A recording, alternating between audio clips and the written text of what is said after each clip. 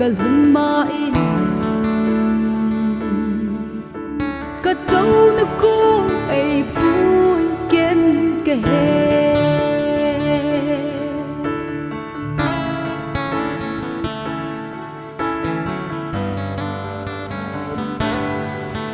kung doon pagkay Jesus bubang lintat song he ol mo pungi aman ay huing ding huy bigin olaya katau na ko si thay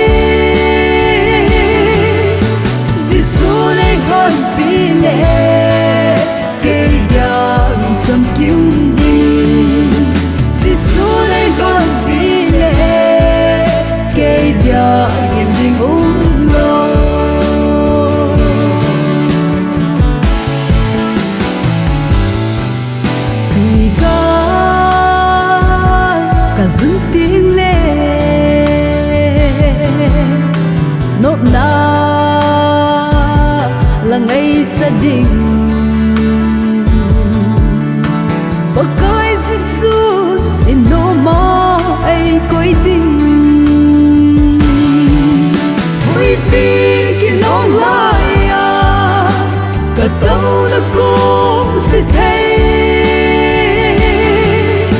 Jesus ay hanpile kay diyan trong kim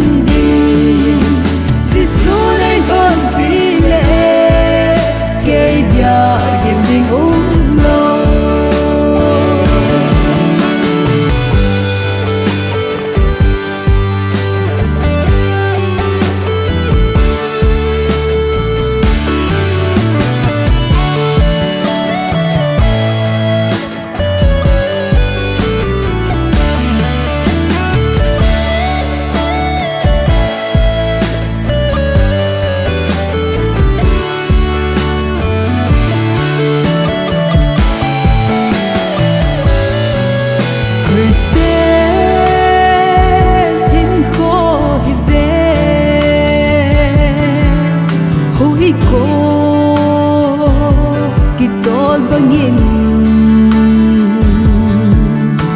tuy bigal kay na din si subaw huy bigin olaya katau na ko si thay Jesus ay hanpile kay diyan trong kim